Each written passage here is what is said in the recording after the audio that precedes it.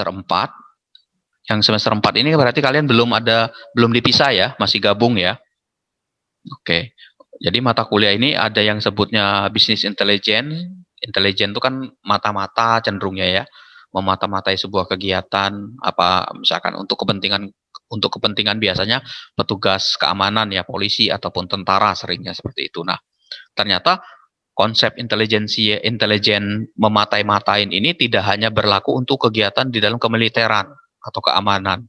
Ternyata di dalam dunia bisnis juga ada yang disebut sebagai bisnis intelijen atau intelijensia bisnis. Nah, cuman yang menjadi dasar atau menjadi pertimbangan bukan seperti memata-matain sebuah kegiatan 24 jam kita tongkrongin apa seperti itu, bukan. Tapi yang dikatakan di dalam bisnis intelijensia ini adalah kita melihat aktivitas data yang terjadi di sebuah proses bisnis. Misalkan katakanlah sebuah toko dia sudah berdiri katakanlah 3 tahun, 4 tahun atau lebih dari 5 tahun. Nah, kemudian dia punya data-data banyak. Ada konsumen yang beli barang ini, kemudian barangnya banyak yang laku, banyak yang kurang, ada yang rugi pada waktu tertentu, ada yang untung.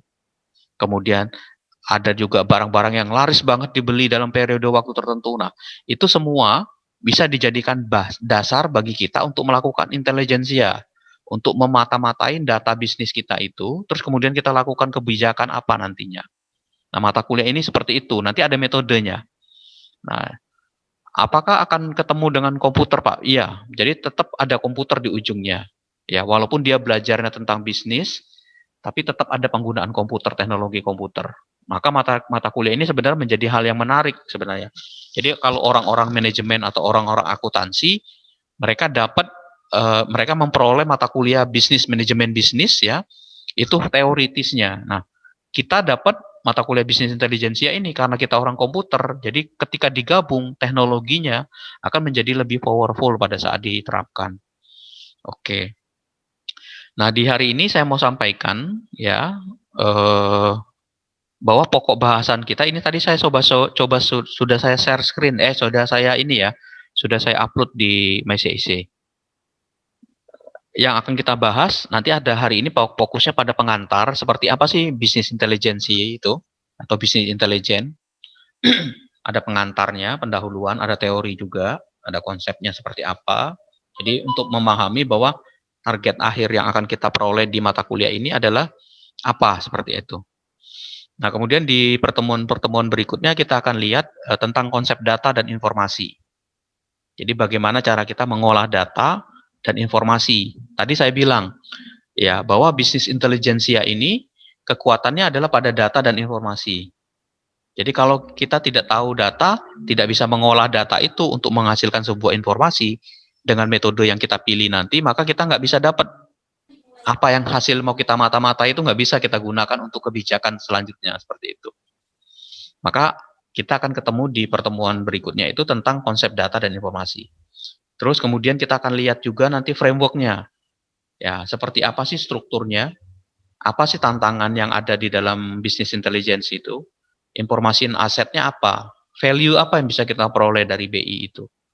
Terus bagaimana kita membuat sebuah dashboard yang pintar? Ya, dashboard yang pintar terkait tentang bisnis itu. Ya.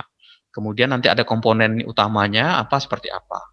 Kemudian setelah kita paham 3 hal ini, nanti di pertemuan keberapa mungkin setelah UTS atau sebelum UTS kita akan singgung sedikit tentang bagaimana menganalisis kebijakan. Nah, ini kajiannya bagaimana mengeksplorasi bisnis intelijen ini dan informasi sebagai proses untuk menentukan keputusan. Jadi setelah tahu misalkan, oh ternyata saingan kita seperti ini, Pak. Nah, apa strategi yang kita akan lakukan? Ya, tapi saya akan bawa ini dari data ya, based by data, bukan based by praktek. Ya, bukan berdasarkan kenyataan. Jadi kita akan pakai data-data yang digunakan untuk simulasi nantinya. Kemudian nanti ada strategic information system juga akan kita pelajari sebagai sebuah keuntungan yang kompetitif. Nah, ini ada topik lanjutannya. Mungkin setelah UTS 2 ini. Ya, data mining dan AHP. Ya, bagaimana menambang data, kita dapat pengetahuan baru untuk bisnis intelijen, kita pakai pohon keputusan. Ada user segmentasi, kita bisa segmentasi user-usernya seperti apa. terus nanti akan ketemu dengan metode AHP-nya, hierarki, analisis hierarki prosesnya, jadi dalam bentuk kayak struktur organisasi gitu.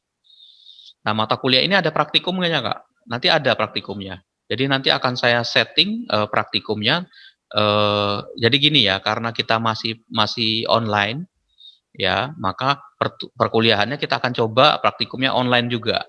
Tapi bukan berarti full online. Jadi gini, kebijakan online itu masih ditentukan oleh kebijakan dari atas, dan kita dengar juga beberapa informasi sudah memperbolehkan tatap muka, tapi tetap berdasarkan area daerahnya seperti apa. Nah, mekanisme itu kita mengantisipasi kalau nanti ada perkuliahannya sampai tatap muka, kita akan set mungkin nggak full, ya, biar tidak terjadi kerumunan banyak di kampus. Jadi kita atur jadwalnya, mungkin 2 atau 3 kali. Kalau 2 kali bisa sekali sebelum UTS, sekali setelah UTS seperti itu, sebelum dan setelah seperti itu ya.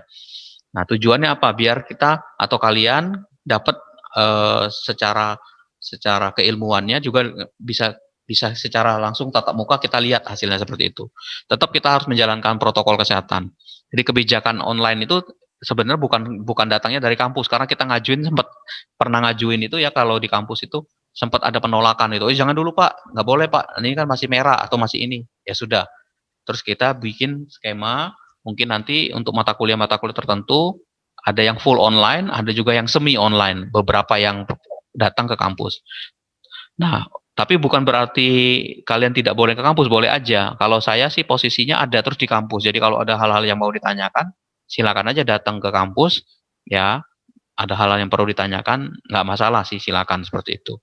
Ya, oke. Ini secara umum materi yang akan kita pelajari. Ya, jadi nggak banyak sebenarnya. Nanti saya akan coba lebih perbanyak praktikumnya.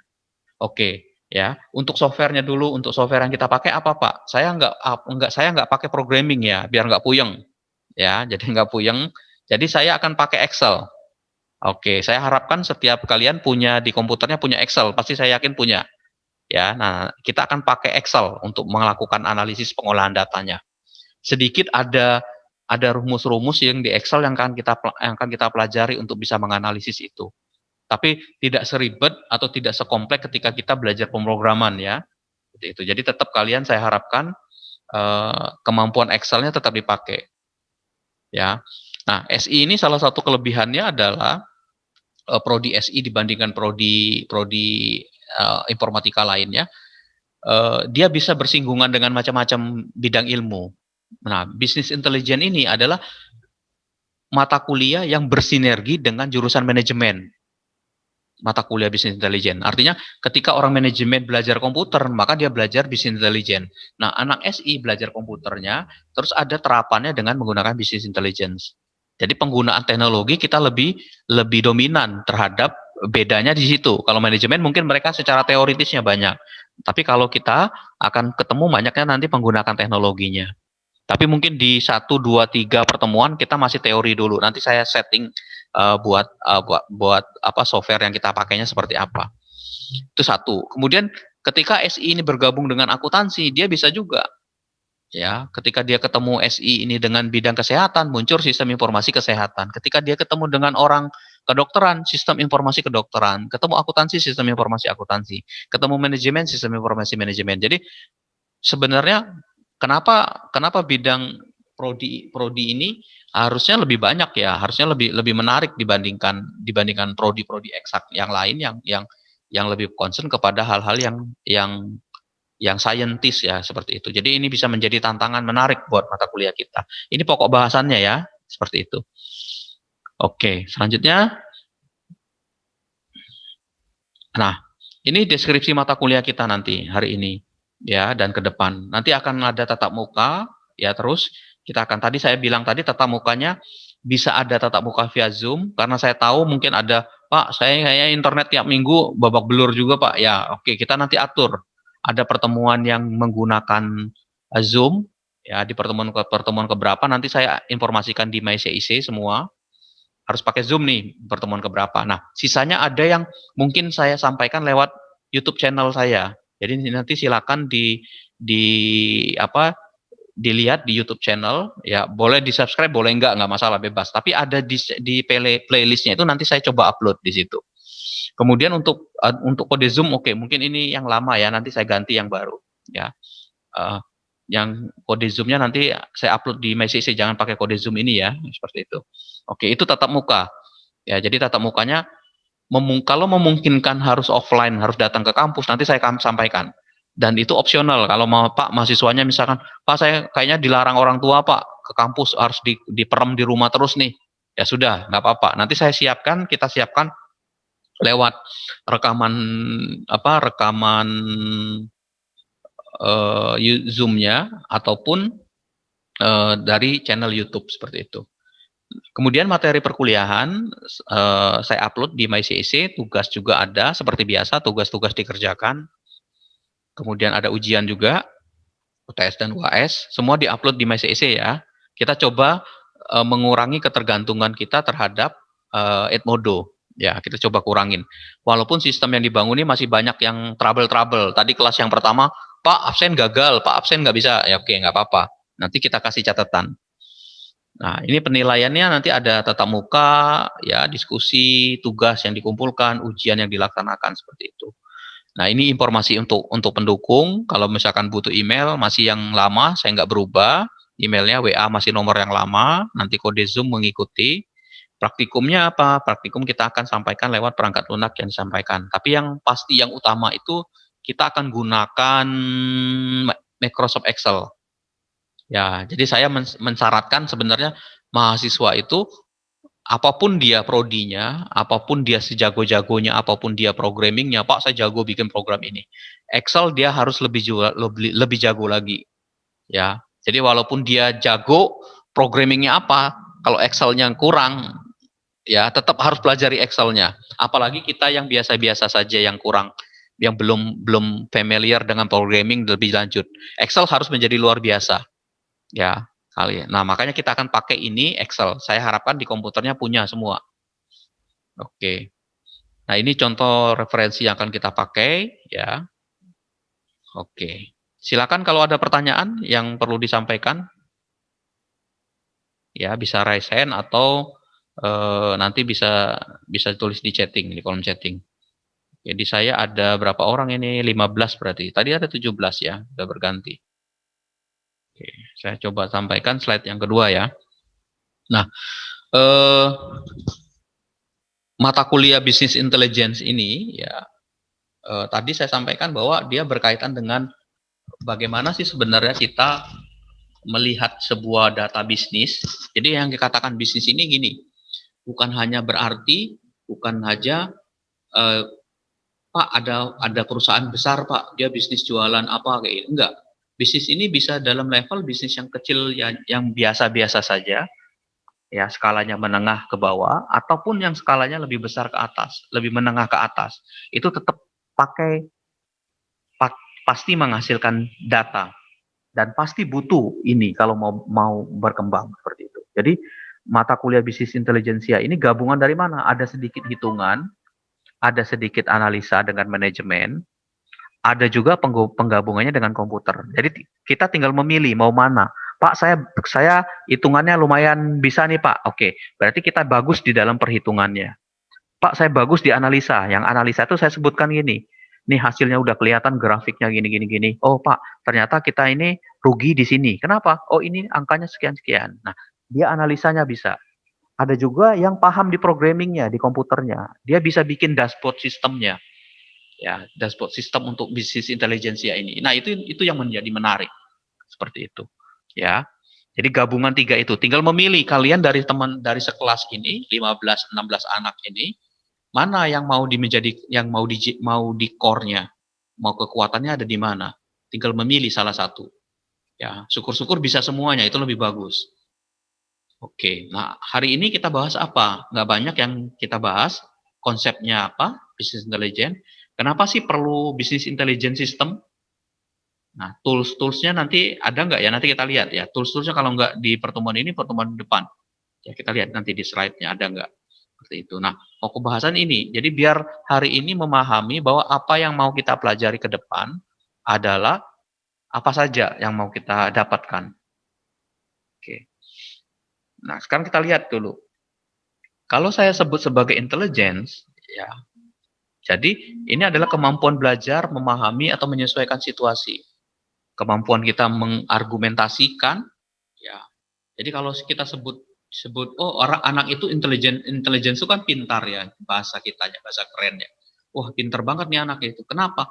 Anak itu atau orang itu kita sebut sebagai pintar itu karena kemampuan belajar yang terus berulang-ulang dilakukan. Seperjalanan umur kita dari kita kecil sampai dengan saat ini, kita mengalami proses pembelajaran kan dari kecil sampai besar seperti itu. Nah, contoh pembelajaran hidup kita apa? Dari dulu kita belum bisa bicara. Sekarang makin naik udah bisa bicara, makin bicara bisa bicara. Dulu belum bisa memahami banyak hal, makin ke atas masih bisa memahami. Dulu masalah belum banyak, ya masih senang-senang, makin ke atas makin ribet, makin penuh banyak masalah seperti itu. Ya, jadi seperti itu contohnya. Nah, itu adalah kemampuan belajar ini tadi. Ketika ada masalah yang rumit, ada masalah yang simpel, masalah yang seperti apapun, itu kita punya kemampuan belajar untuk menyelesaikannya. Itulah yang kita sebut sebagai kepintaran, intelligence. Nah, yang memiliki sifat intelligence ini adalah manusia, ya. Jadi tidak ada makhluk lain yang punya kepintaran. Nah, kepintaran yang kita punya itu anugerah, the gift ya, gift dari Tuhan Yang Maha Esa. Jadi gift kepintaran. Setiap manusia punya intelijensia. Itu yang disebut sebagai intelijensia alami, natural, yang diberikan oleh Tuhan terhadap manusia.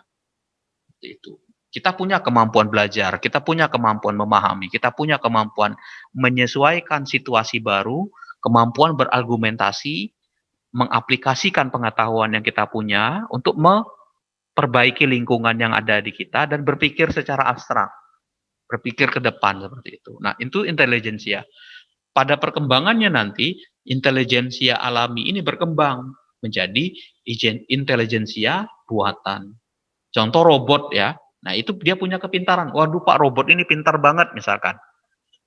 Pintarnya gimana? Itu Pak, kita tanya dia bisa jawab. Terus kita suruh misalkan membersihkan ini dia bisa membersihkan. Kita kasih perintah ini dia bisa. Segala macam. Nah, itu artinya apa? Itu adalah kecerdasan juga yang dipunyai oleh robot. Tapi kecerdasannya yang buatan. Dibuat oleh manusia, kepintaran manusia tadi, intelijensia dari manusia, itu dipindahkan ke dalam robot tadi. Dibikin dalam sebuah aplikasi, sebuah program, sehingga robot itu memiliki kecerdasan buatan. Dibuat oleh siapa? Dibuat oleh manusia. Meniru siapa? Meniru kecerdasan manusia. Ya, pasti punya kekurangan. Ya, seperti itu. Nah, kalau kita bicara tentang bisnis intelijen, kalau ini ke intelijen secara umum. Kalau bisnis intelijen sendiri apa? Dia adalah konsep. Ada konsepnya seperti apa? Konsep itu adalah aturan tadi ya, aturan itu. Kemudian metodenya seperti apa? Metode yang digunakan. Terus prosesnya gimana? Untuk apa sih sebenarnya konsep, metode, dan proses itu? Kita pakai untuk apa? Untuk bisa meningkatkan keputusan bisnis karena kaitannya dengan bisnis. Jadi kepintaran yang kita punya, kepintaran alami dari manusia, ketika dipakai di dalam dunia bisnis, ketika diterjunkan dalam bisnis intelligence, maka kita menggunakan metode untuk memecahkan masalah-masalah yang ada di dalam bisnis. Metode, proses, konsepnya kita pakai. Sehingga perusahaan atau bisnis itu bisa memiliki keputusan yang tepat untuk bisa menghasilkan sebuah hal seperti itu. Nah, inilah yang kita sebut sebagai bisnis intelijen pengertiannya. Ini secara teori ya, teoritisnya seperti itu. Nah, keputusan yang dipakai itu dari mana? Contoh misalkan gini, kalian atau kita ketika masih kecil diajarin kan mengenali angka kan, angka 1, 2, 3, 4, 5, oh angka 1 tuh kayak gini. Terus besok lagi diulangi lagi terus sampai ketika pada kelas SD tertentu kita sudah hafal sendiri. Angka 10 itu kayak apa tulisannya, angka 7 itu kayak apa. Terus kita hafal kalau 7 ditambah 7 itu seperti apa dikali sekian. Itu adalah pengalaman yang kita sebut. Pengalaman. Jadi kenapa kita bisa hafal huruf A, huruf B, huruf C, kemudian bisa menyusun sebuah kata dari huruf-huruf itu. Kemudian huruf-huruf itu kita rangkai-rangkai jadi kata, kata-kata kita rangkai jadi kalimat. Ketika kita bicara, orang sudah paham maksudnya, tidak belibet lagi bahasanya seperti itu. Angka juga kita sudah naik levelnya, tidak hanya mengenal huruf, mengenal angka, terus kita bisa juga melakukan operasi matematika terhadap angka itu. Naik lagi levelnya, angkanya bisa kita gunakan untuk menghitung apapun rumus-rumus matematika yang rumit ya, kalkulus dan segala macam. Kita belajar itu. Nah, itu pengalaman. Pengalaman. Pak, kalau di bisnis intelijen pengalamannya seperti apa? Pengalaman di dalam bisnis itu adalah pengalaman ketika di tahun-tahun sebelumnya. Dia pernah rugi, dia pernah untung, dia pernah mengalami bisnis yang mendapatkan barang-barang yang paling laku, kemudian dia bisa membuka cabang, bisa melakukan franchise, bisa membuka rekrut karyawan yang banyak. Itu adalah pengalaman. Ada pengalaman yang sifatnya baik, positif, ada pengalaman yang negatif. Nah, itu pengalaman. Nanti pengalaman itu digunakan untuk apa? Di dalam bisnis digunakan untuk membuat tadi dengan konsep dan metode dan proses tadi untuk bisa mengembangkan akurasi pemahaman bisnisnya secara dinamis. Jadi nanti perusahaan bisa berkembang. Wah, hati-hati nih, kita sudah pernah rugi nih. Ya. Kenapa kamu bisa bilang rugi? Karena penjualan kita selama 3 bulan itu nggak naik-naik, turun malahan. Itu. Nah, ini kita antisipasi. Ya, kita antisipasi seperti itu. Kita pernah ngalamin itu. Atau kita pernah punya pengalaman, waduh, saya kalau badan lagi nggak enak ini pengalaman saya bakalan sakit nih. Bahaya nih. Nah, kan kita udah tahu cara kita untuk menjaga kesehatan kita gimana. Oke, saya minum obat, saya istirahat. Seperti itu. Jadi kita sudah tahu dengan kondisi badan kita bahwa kalau kita ngalamin hal ini, waduh, saya pernah ngalamin ini nih. Obatnya apa? Kenapa minum obat itu? Karena kita sudah pernah, dan obat itu menurut kita ampuh untuk menyembuhkan atau memperbaiki kondisi badan kita. Oke, ini konsep ya, teori dasarnya seperti itu. Nah, sekarang highlight-nya yang mau saya sampaikan di BI. Ya, arsitektur atau komponennya apa saja. Nah, ini yang akan kita lihat. Inilah orang-orang IT, orang-orang komputer itu banyak yang di posisi sini sebenarnya. Ada istilah namanya data warehouse. Ini yang penting, sumber datanya. Ya. Jadi saya menyampaikan kepada kalian nanti ya di minggu kedua tentang data. Ini Pak, kita akan lihat, tapi saya singgung sedikit tentang data warehouse ini. Warehouse ini kan gudang. Data ya data, gudang data, sumber datanya. Ya, pertanyaan saya adalah gini. Kalian saya yakin punya Instagram, ya. Kalau punya Facebook nggak tahu nih masih punya nggak, ya punya Instagram. Terus kemudian berapa sering kita upload Instagram, baik video, baik gambar maupun teks yang kita tulis. Oh Pak, saya sehari upload 2 Pak, baik di apa tuh namanya tuh, di wall ataupun di dalam yang berita hilang cepat 24 jam hilang itu. Nah, itu contohnya misalnya. Itu kita sendiri 2. Coba lihat orang lain, ada nggak yang sama dengan kita? Ada nggak yang lebih banyak dari kita? Coba kalikan berapa banyak. Kalikan seluruh orang. Nah, berarti kan dia punya data. Punya data. Nah, data itu kalau skalanya sudah besar itu artinya bukan 1-2 data saja, tapi ribuan data. Maka data itu udah kita harus punya dalam data warehouse. Nah, itu menjadi sumber untuk melakukan data bisnis, pengolahan data bisnis. Jadi sumber datanya kita lihat dari mana dapatnya. Nanti yang kedua, setelah kita punya data itu, kita lakukan analisis. Nah, analisis inilah yang kita gunakan metode nanti di dalam BI. Kemudian kita pantau, kita kinerjanya kita lihat, terus baru kita buat user interface-nya seperti apa biar menarik. Nah, nanti jadi pembuatan program itu jangan khawatir, itu ada di akhir ini. Jadi kalau kita belum jago banget bikin program, jangan dulu takut ya. Ya, jangan dulu takut. Orang-orang komputer itu ya kuliah di komputer tuh takutnya adalah dengan komputer, dengan belajar programming. Orang anak-anak kedokteran itu takutnya dengan ilmu anatomi tubuh. Dia takut. Waduh, takut banget saya kuliah di kedokteran ini. Saya punya teman ada 10 kedokteran itu. Mata kuliah apa yang paling kamu takuti? Saya tuh takutnya dengan anatomi tubuh. Kenapa loh orang mau jadi dokter kok takut? Iya, gini-gini. Anak kedokterannya takut dengan itu. Anak hukum, ya itu takut juga dengan hukum pidana kayak gitu-gitu. Jadi jangan khawatir. Jadi di prodi manapun kita milih, pasti ada mata kuliah yang menjadi ketakutan kita di prodi-prodi itu. Ya, anak matematika, jangan pikir mereka jago matematika, belum tentu. Yang E juga ada, dapat E-nya. Takutnya apa? Sudah matematika yang lanjut kayak matematika. Yang ditakutin orang itu matematika abstrak, aljabar abstrak. Itu takut banget orang. Nggak ada yang lulus di mata kuliah itu di matematika. Sama seperti orang akuntansi, jangan pikir mereka senang dengan akuntansi. Ada juga yang ditakutin. Jadi dimanapun kita di prodi itu, kalau kita ikutin dengan proses kita pelajari, insya Allah itu akan lancar di situ. Nah, makanya interface ini nanti membantu kita untuk melihat hasil rancangan data, hasil analisis, hasil memantau dan menganalisis kinerja itu dalam satu interface lebih mudah. Ya, kita, Pak, saya belum jago, Pak, bikin programnya seperti apa. Ada teman, ada orang, tapi yang jauh dari itu adalah 3 hal di awal ini kita harus paham. Ya, maka seperti itu nanti pada saat bikin project ataupun nanti skripsi di semester atas, tetap manualnya ini harus kalian kuasai. Harus mampu menceritakan kepada orang. Pak, saya minta dibikinin program tentang ini. Apa programnya? Ceritakan. Apa? Harus punya kemampuan menceritakan itu. Ya. Nah, highlight yang berikutnya adalah dari bisnis intelijen ini adalah kita akan kita bagaimana cara kita mendapatkan, mengolah, menganalisis data itu. Jadi data warehouse ini nanti kita pakai. Bagaimana pertanyaannya kalian dapat data itu? Bagaimana cara mengelolanya? Terus kalau mau dianalisis dengan apa cara menganalisisnya? Nanti informasi yang dihasilkan dari hasil itu seperti apa? Apakah mau dibikin dalam bentuk grafik? Apakah mau dibikin dalam bentuk tabel? Atau seperti apa?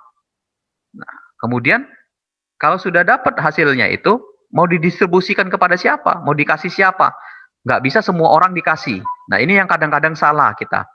Kita ingin dapat semua informasi, tapi kita sebenarnya nggak perlu informasi itu. Ya, ya. Jadi kita kadang-kadang ingin tahu semua hal, tapi kita kadang-kadang sebenarnya nggak wajar mendapatkan itu. Contoh gini lah, kalau nggak tahu nih kayak mungkin setiap keluarga berbeda. Ada hal-hal yang urgent, yang ada hal-hal yang sifatnya privasi yang hanya orang tua, bapak ibu kita yang tahu, tapi anak-anaknya nggak ada yang tahu. Anak-anak boleh tahu nggak? Ya boleh tahu, tapi kadang-kadang nggak perlu nimbrung juga terhadap masalah orang tua seperti itu. Ya, kalau dulu di saya waktu angkatan lama ya orang tua almarhum saya bilang gini, kalau saya masih ingat gitu, eh, kalau kita mau sekolah, terutama sekolah ya, dibilang gitu, kamu mau kuliah di sekolah di mana nanti? Udah ngikut orang tua aja lah, karena yang biaya. Jangan kayak gitu. Jangan ngomong nggak ada uang. Kita memang nggak ada uang, nggak banyak uang ya. Tapi pilih mau sekolah di mana dulu. Oh mau sekolah di jurusan ini. Ya sudah kita cari uangnya. Nanti bapak nggak ada ini adik. Jangan pikirkan itu urusan orang tua. Nah, kita hanya membantu memikirkan ya. Tapi orang tua saya bilang gitu. Tapi nggak tahu setiap keluarga beda-beda ya. Jadi kalau kita ngomong misalkan sekolah itu ada itu, maka orang tua bilang, jangan pikirkan, kamu fokus sekolah saja, biar kita yang cari uangnya. Nah, seperti itu. Dan kita tahu kan, karena orang tua nggak punya uang, ya kita mau bantu. Jangan dulu, kalian bukan saatnya kalian membantu orang tua. Membantu orang tua itu nanti. Dengan sekolah yang benar, dengan belajar yang benar, itu sudah membantu orang tua. Maka saya pribadi tahu, karena tahu kondisi orang tua seperti itu, maka saya bilang dalam hati, saya nggak mau orang tua saya tahu berapa susahnya saya belajar, betapa jeleknya saya dapat nilai. Saya hanya ingin tahu orang tua saya tahu informasi yang baik tentang saya di sekolah. Ya, saya dapat apa yang baik-baik saya sampaikan, yang jelek-jelek biar saya yang simpan. Seperti itu. Dan saya tahu, saya tinggal mengabarkan, Bapak bisa datang nggak tanggal sekian-sekian? Ngapain datang jauh-jauh? Saya mau wisuda. Loh, kok cepet banget wisudanya ya? Jadi informasi yang positif. Jadi tidak yang jelek-jelek sampaikan. Itu setiap keluarga tahu. Setiap keluarga beda ya. Jadi mohon maaf bukan menyamakan. Jadi seperti itu. Jadi kayak tadi, kita tahu ada hal-hal yang tidak perlu di setiap level itu informasi yang harus disampaikan. Ya. Begitu juga untuk pengetahuan ini nanti. Dengan BI ini, ya, kalau dia bisnis, kalian bisa tahu tentang pelanggan. Coba lihat, kenapa di sebuah supermarket, di minimarket, itu dia nanya, Bapak atau Mas punya anggota? Oh enggak, ada yang tahu maksudnya kenapa? Dia tanya gitu. Punya member? Punya ini. Tujuannya adalah dia bisa tahu pelanggan itu sukanya apa. Ya, pelanggan itu bisa ketahuan kita dari dia sukanya apa kalau datang. Contoh gini, saya sering beli buku, saya kemarin baru beli buku di Gramedia dan saya juga punya membernya ya di Gramedia. Pertanyaan mereka, Bapak punya anggota? Punya saya, My Value aplikasinya dikasih, ini nomor ID. Terus dia, Pak, Bapak dapat poin begini. Apa keuntungan poin ini? Poinnya dikasih sama dia. Bapak nanti kalau sekian poinnya bisa beli buku, dapat potongan gini-gini. Tapi hanya produk buku dari penerbit ini. Oh gitu ya, ya. Tapi jauh dari itu ya, email yang diberikan oleh Gramedia itu ternyata dia tahu saya tuh hanya ke Gramedia itu hanya beli buku-buku apa dia tahu.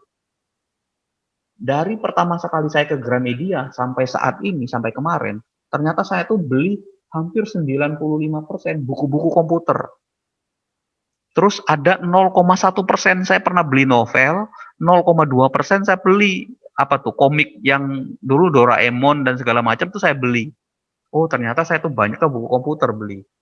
Nah itu tahu itu pelanggan. Kemudian bisa tahu pesaing kita yang sejenis. Kita bisa tahu mitra bisnis. Kita bisa lihat lingkungan kompetitif kita seperti apa. Ya dari sisi bisnis operasionalnya seperti apa.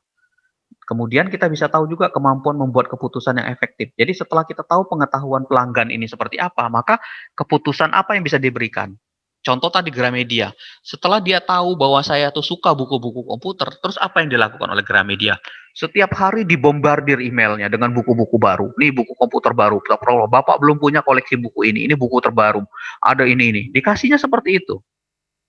Ya, jadi itu salah satu cara kita untuk memetakan. Nah, bagaimana ini bisa tahu? Makanya bisnis intelijen melakukan hal itu. Ya. Jadi sekali lagi bahwa di dalam highlight bisnis intelijen ini kita bisa apa? Bisa dapat informasi yang akurat untuk membuat keputusan bisnis. Berdasarkan apa? Based by data. Jadi nanti usahakan ketika kita memutuskan segala sesuatu, kita based by data, bukan berdasarkan insting. Ya, berdasarkan insting. Jadi ketika kita sudah bisa by data, itu akan lebih baik. Nah, silakan berargumentasi, silakan kita berdebat, berargumentasi terhadap data yang sudah ada. Itu lebih akademis namanya, lebih apa ya namanya, lebih bagus, lebih baik ya ketimbang kita debat kusir tapi kita nggak tahu arahnya kemana seperti itu. Jadi kita coba pakai data. Kemudian kita bisa juga dengan bisnis intelijen ini bisa mengidentifikasi peluang baru. Ya, oh ternyata Pak dari data-data banyak ini kita bisa tahu oh ada peluang baru yang bisa kita buat. Ya, contohnya gini. Mungkin yang perempuan atau pernah nemenin ibu atau bapaknya belanja ke minimarket, pernah beli apa tuh deterjen dapat piring atau dapat mangkok pernah? Pernah ya? Nah, itu sebenarnya hasil dari bisnis intelijen itu. Ya, coba. Coba kalau kita lihat, pernah nggak tiap hari orang datang ke minimarket, ke supermarket beli piring? Ya, nggak mungkin kan? Beli piring itu mungkin sekali. Beli selusin, dua lusin, sudah dipakai mungkin bertahun-tahun. Kecuali kalau pecah, lalu dipinjam dan hilang dan segala macam. Baru beli lagi. Nah, tapi di supermarket itu, piring itu datang terus. Plok, plok, plok. Kalau dipajang di lemari nggak laku-laku itu.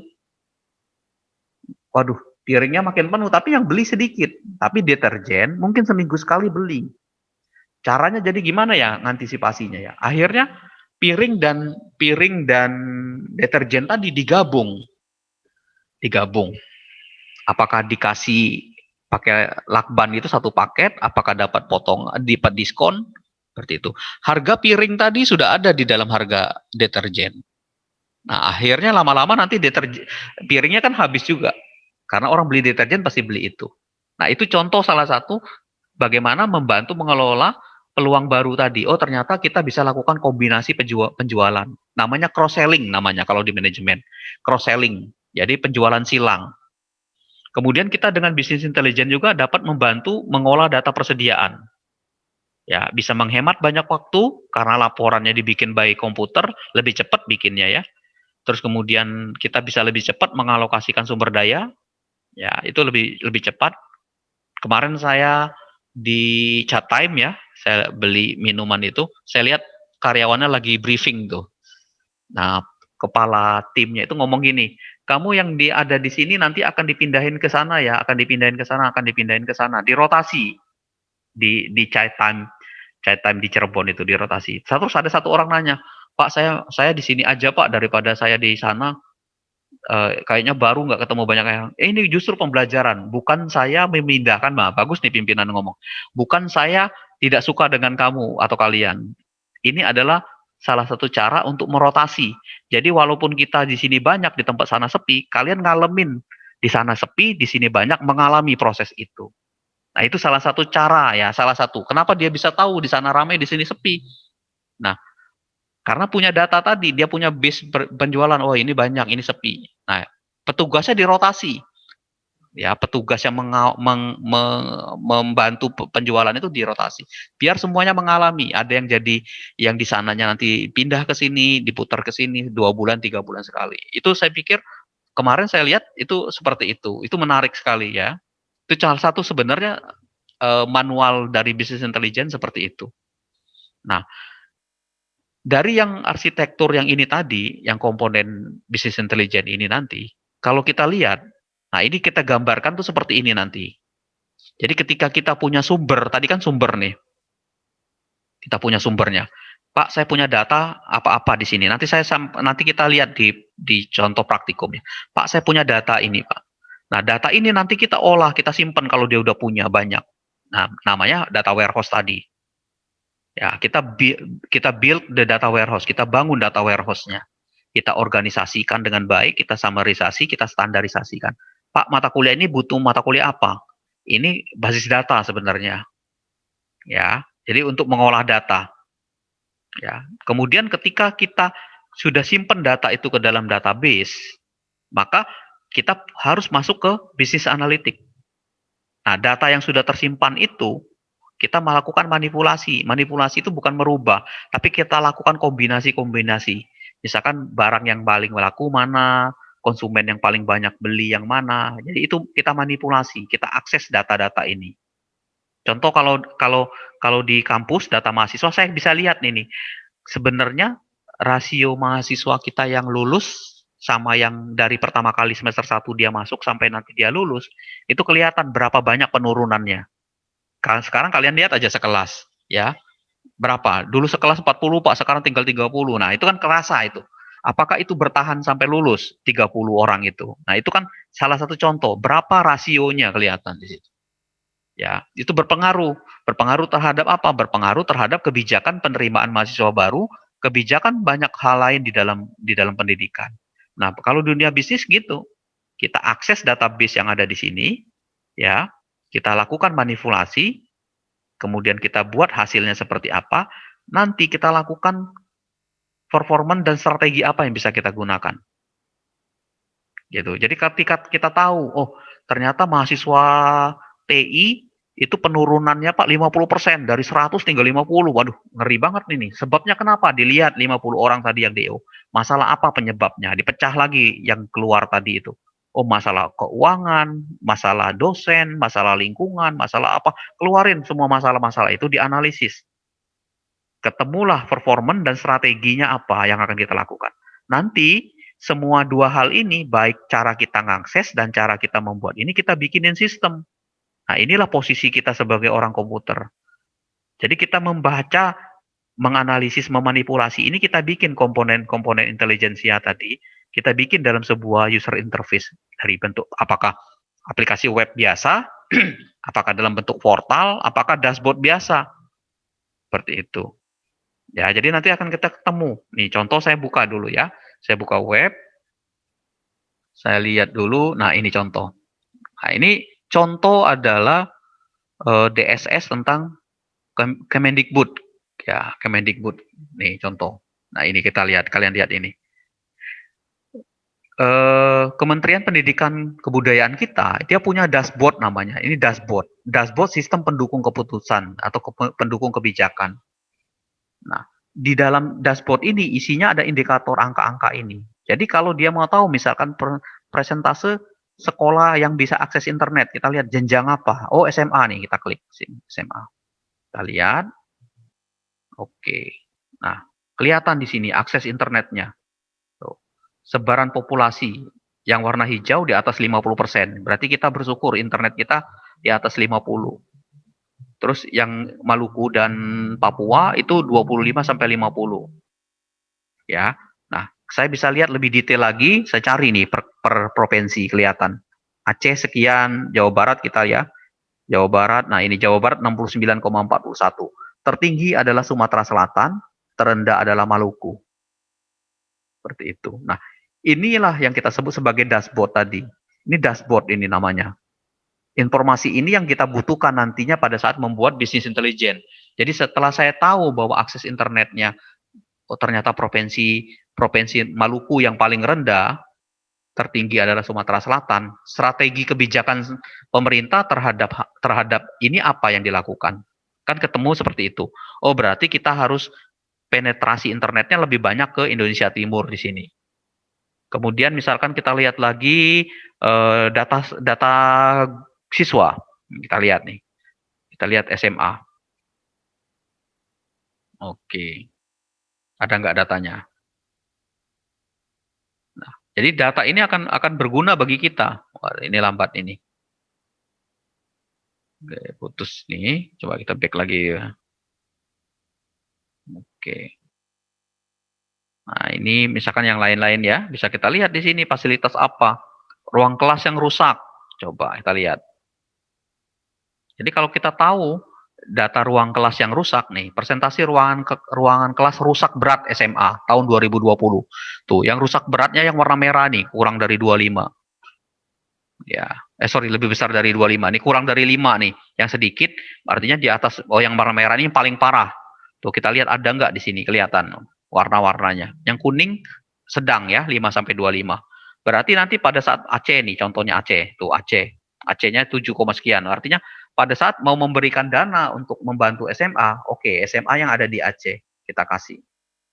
Seperti itu. Nah, itu contoh kebijakan kita lihat tuh. Terendah adalah DKI Jakarta. Oh, ternyata Jakarta rendah juga ya kelas rusak. Tapi Maluku bagus tuh. Ya, mungkin karena apa kayak gitu-gitu rendah. Karena bisa jadi kan karena banyak penduduknya, banyak juga gedung sekolahnya dan gedungnya gedung lama mungkin seperti itu. Nah, itu kan bisa menjadi kita lihat tuh indikator-indikatornya tuh. Nah, ini yang kita sebut, saya balik lagi ke sini tadi. Inilah yang kita sebut sebagai bagaimana cara kita membuat user interface tadi menarik.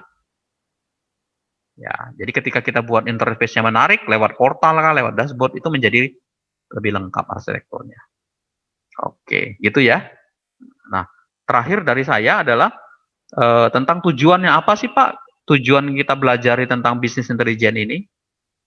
Yang pertama yang pasti adalah bagaimana cara kita mengkonversi data menjadi nilai. Jadi sekarang kalau kalian punya data, nah data itu harus menjadi nilai. Ya, gitu. Contohnya gini, yang sekarang ini. Jadi sebenarnya orang-orang yang memiliki data dan memiliki informasi di zaman sekarang ini adalah orang-orang yang mempunyai nilai lebih dibandingkan dengan yang lain. Contoh misalkan gini, saya akan tanya kalian, kalian tahu nggak nomor telepon si A? Kalian ada, coba Pak tanya si ini Pak yang dia punya. Coba Pak tanya dia. Terus saya tanya, kalau mau beli barang ini mana? Tanya Pak si A. Kenapa harus ke si A terus? Karena ternyata dia punya informasi-informasi yang tadi saya tanyakan tadi. Artinya orang itu sudah punya nilai lebih dibandingkan kita. Ya. Jadi kalau mau cari, kalau saya minta nomor telepon si ini punya nggak Pak? Sebentar ya Pak, saya tanya si ini. Saya tanya lagi, kamu punya nomor telepon ini? Entar Pak, saya tanya lagi si ini. Nah, si ini yang kita bilang tadi, dia punya data itu. Data nomor telepon. Terus data itu punya nilai. Gitu. Coba bayangkan kalau dia tahu orang, misalkan kalian mau minta ke saya jual. Boleh? Silakan aja, mana? Satu data 1.000. Saya bilang gitu. Nah, itu kan menjadi nilai uang. Jadi kita. Coba bayangkan itu kalau data itu jadi dari data bisnis. Nah, bagaimana cara kita menjual data itu, bukan menjual keluar ya. Bagaimana menjual ini data itu menjadi value bagi perusahaan. Nah, itulah tujuan dari bisnis intelijen. Seperti itu. Nah, kalau kita sebagai mahasiswa gimana Pak cara mengolah data menjadi nilai?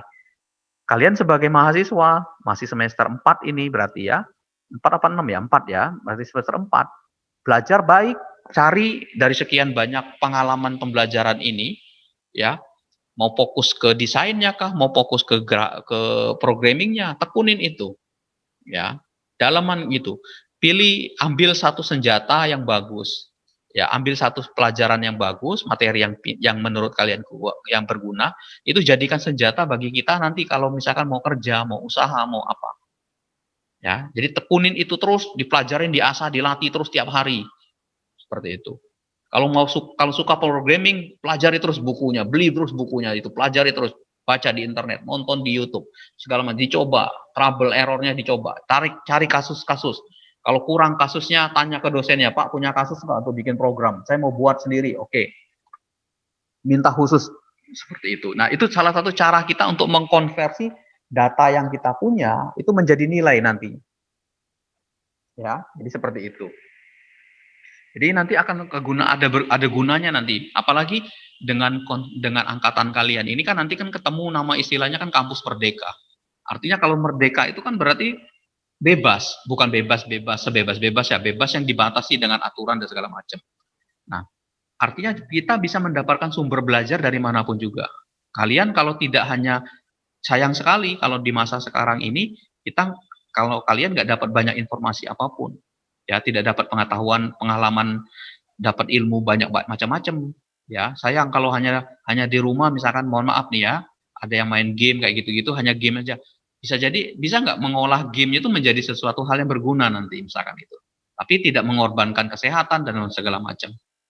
Terus misalkan sekarang mencoba menekunin menulis, ya kenapa nggak ditekunin itu di masa pandemi itu? Siapa tahu itu menjadi nanti nilai lebih bagi kita.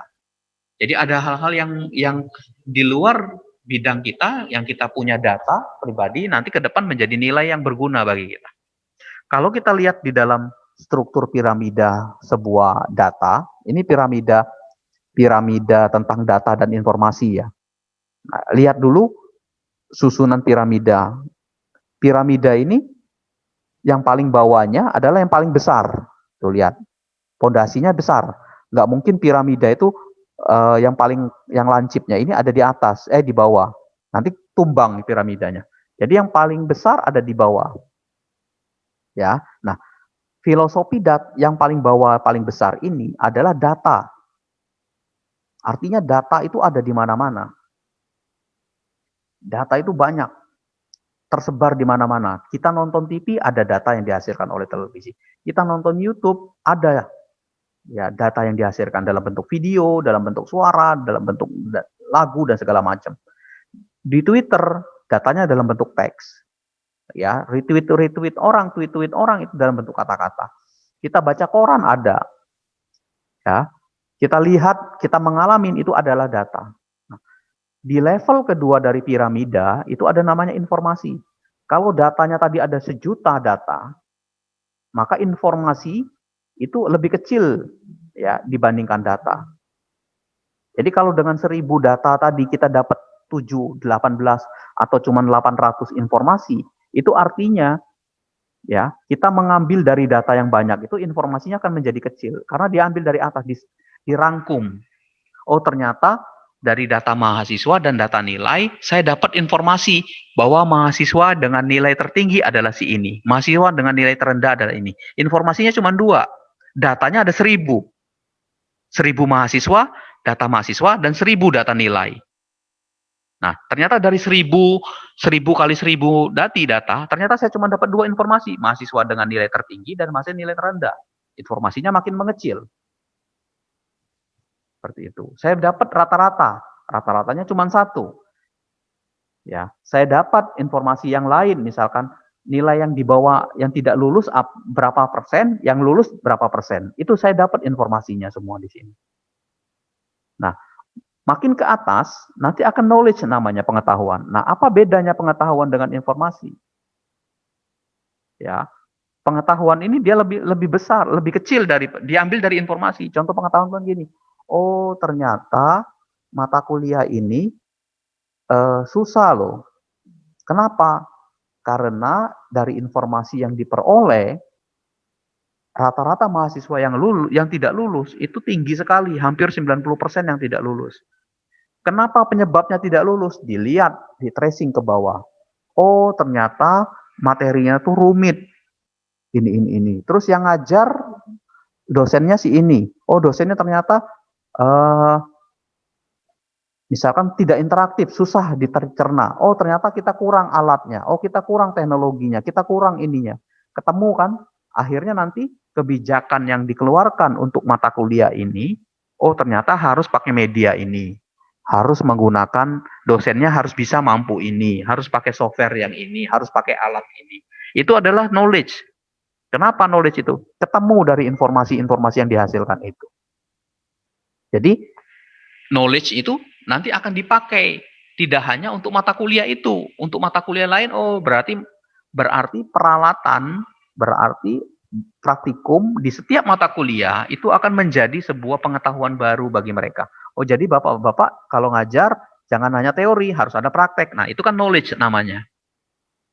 Nah, hasilnya akhirnya adalah setelah knowledge itu ketemu, keluarlah sebuah kebijakan, maka keputusan yang dihasilkan apa? Oh, ternyata kita harus beli alat-alat lab, kita harus beli alat-alat ini, kita harus, dosennya harus diajarin ini, mahasiswa harus diajarin ini, alatnya harus seperti ini. Nah, itu adalah keputusan. Nah, bisnis intelijen coba bayangkan, kalau kita punya data pelanggan, data barang, kemudian kita kelihatan pelanggan yang paling banyak beli barang ini yang paling banyak apa lakunya. Terus kita lihat, oh ternyata pelanggan ini sukanya kalau dia beli roti pasti dia beli selai loh. Kalau dia beli apa? Misalkan beli minuman pasti beli makanan. Ya. Kalau dia beli ini pasti beli ini. Nah, itu knowledge. Keputusannya, oh stok barang ini dinaikin deh biar laku. Nah, itu contoh decisionnya. Ya. Nah, inilah yang kita balikin tadi itu tadi. Bagaimana mengubah data menjadi value. Jadi paling bawah itu volume. Data ini volume. Volume itu kan berapa banyak data. Makin ke atas itu value. Seperti itu. Nah, Pak, saya belajar pemrogramannya banyak banget, Pak. Kenapa orang itu di level awal itu belajarnya banyak banget? Semester 1 itu. Wah, belajarnya banyak. Makin ke atas dia makin mengerucut dia. Makin fokus. Ya. Jadi kalau kita di SD, SMP, SMA itu SD itu belajarnya perasaan hampir semua pelajaran dipelajari, nyanyi juga digabung dengan matematika. Gimana nyanyi sambil matematika ya? Seperti itu. Naiknya makin kuliah makin fokus kan? Fokusnya kenapa? Kita sudah mulai peminatan. Oh, ada yang milih teknik informatika. Kenapa di SD nggak ada SD? Kamu SD jurusan apa? Jurusan teknik informatika, Pak. Nah, berarti kalau teknik informatika di tingkat SD, bagaimana ngajarin angka gitu ya, Ruben. Nah, SD nggak diajarin lagi, nggak fokus ke teknik informatika, dia ujungnya di atas nanti. Nah, pada saat kita milih teknik informatika di atas lah, ya makin fokus dia, makin punya nilai di atas. Datanya diajarin banyak di sini, pilih informasi yang bagus, hasilkan pengetahuan yang bagus, terus buat keputusan yang tepat untuk itu. Nah, ini yang kita maksud sebagai tujuan dari bisnis intelligence. Oke, gitu ya. Pengantar dari saya. Silakan kalau ada tanggapan. Oke. Ada? Oh, belum? Bingung ya? Oke. Belum, Pak. Belum ya. Oke, Agus. Ya, apa kabar Agus? Sudah lama nggak lihat nih. Baik, Pak. Baik ya. Oke. Lagi di mobil ya kayaknya ya. Keren ya. Iya, lagi di mobil, Pak. Mantap ya. Oke, silakan yang lain kalau ada. Yang ini? Belum ada. Oke. Saya sudah share di My CEC ya materinya, mudah-mudahan bisa dibuka ya. Soalnya di saya nggak kelihatan berhasil apa nggak nguploadnya tuh ya. Terus jangan lupa juga absen yang tadi yang udah saya sampaikan ya.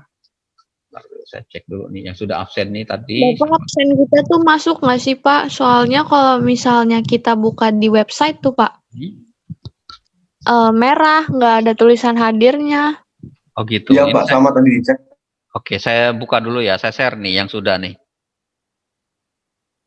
Oke, ini yang udah nih, Serina udah hadir, Fikri udah, Priti udah, Daniel udah, Nur Intan udah, Agus udah, terus Aulia udah, Putri sudah. Yang belum Lutfi sama Melani. Di saya cuma 10 orang ya mahasiswanya. Ya. Oke, yang 2 yang belum nih. Lutfi sama Melani, ada ya? Kalau ada, kalau ini. Jadi udah masuk, yang lainnya udah masuk di sini. Ya. Nah, maksud saya tuh materinya ini saya nggak kelihatan nih materi yang sudah disampaikannya itu. Sudah ada apa belum? Udah tadi Belum sudah ada Pak kalau dicek, Pak. materi belum ya? Belum Pak ya. Oh, oke, udah nggak bisa ditambahin ya, tuh udah di generate soalnya. Oke, nggak apa-apa, nanti saya kirim di mana ya? Ada WA atau apa email, nanti saya kirim ke satu orang, nanti tolong diitin aja. Atau saya tulis di sini, nanti di download ya materinya, bisa yang tadi yang ininya.